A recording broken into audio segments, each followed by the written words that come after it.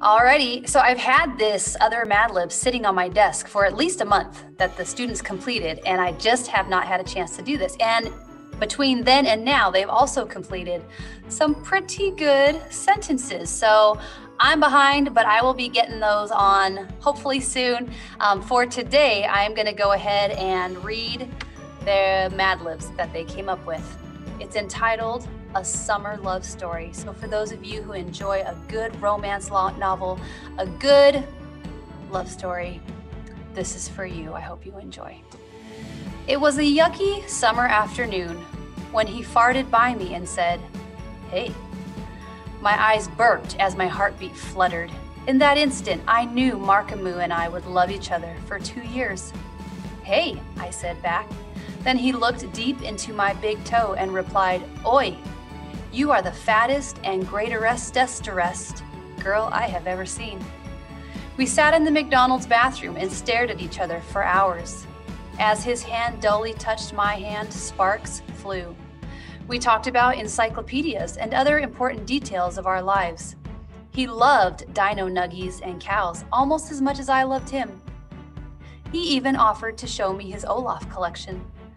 For 38,627 days, we talked and ye-tithered.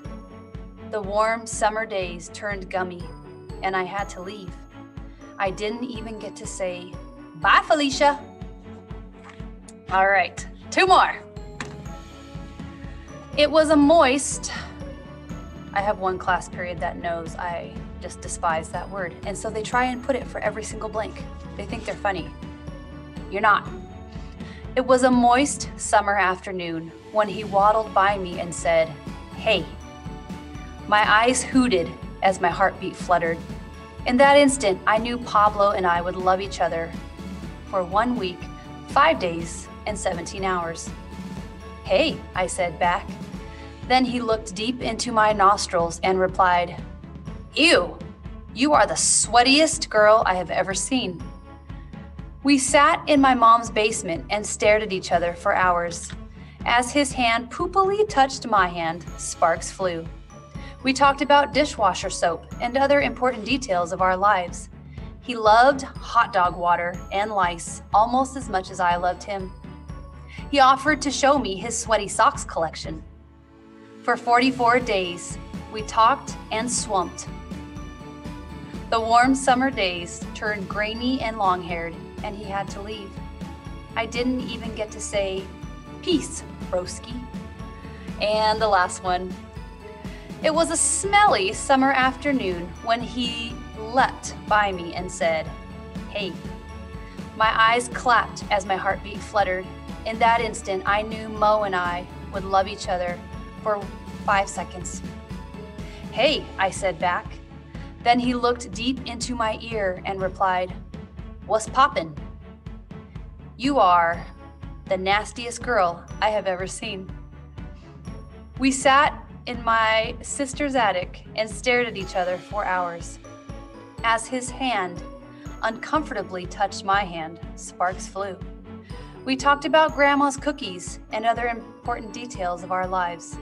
He loved Grandma's rice and anteaters almost as much as I loved him. He offered to show me his lint collection. For 7,468 days, we talked and farted. The warm summer days turned fancy, and he had to leave. I didn't even get to say, "Later, loser." So I hope you enjoyed these love stories. Just touch your heart and remind you of your youth. And if you are young, just remind you of your younger youth. So sentences are coming. I also had 2 of my classes earn challenges. So those will be completed and uploaded as soon as I can get them done. I am waiting on one thing to come in the mail, and I'll be completing and uploading that. All right. Hope you have a great day. See ya.